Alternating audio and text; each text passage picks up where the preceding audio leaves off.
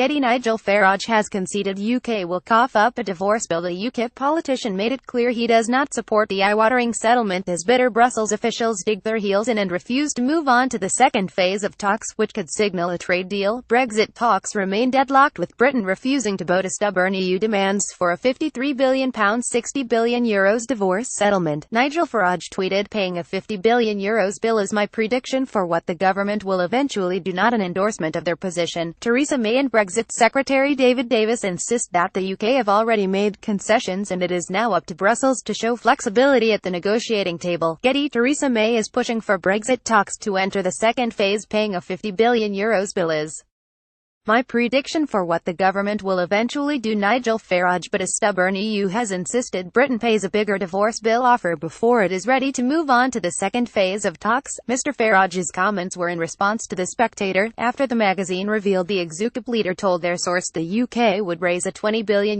divorce offer closer to, probably, €50 billion because it is vital to secure some form of continuity, transition, since no deal is not a good outcome. The Ukip politician said he gave his answer after he was scared by someone who came up to me. What I think is going to happen with Brexit. Brussels officials are braced for crunch Brexit talks to end in failure next month, according to sources close to the negotiations. The sources said if the stalemate is not broken by December, the EU will wait until next year rather than try to force the issue or move to Plan B. They said a summit, possibly in January or February, could provide a second chance for a breakthrough. Britain is due to sever ties with Brussels in March 2019 with or without a deal. It comes after Downing Street described as speculation reports that Mrs May is preparing to offer a further £20 billion to help clear the way for Brexit trade talks.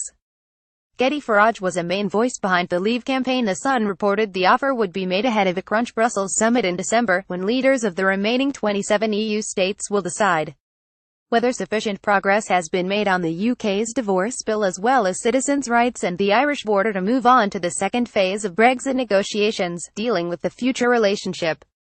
Confirmed, the £20 billion figure would bring to around £38 billion the total sum Britain is prepared to pay to settle its liabilities, well short of the £53 billion sought by Brussels. Mrs May has so far held back from putting any figure on the financial settlement in public, and it is thought likely that any offer ahead of the December 14-15 summit would come in the form of clearer guidance on what commitments the UK is ready to cover.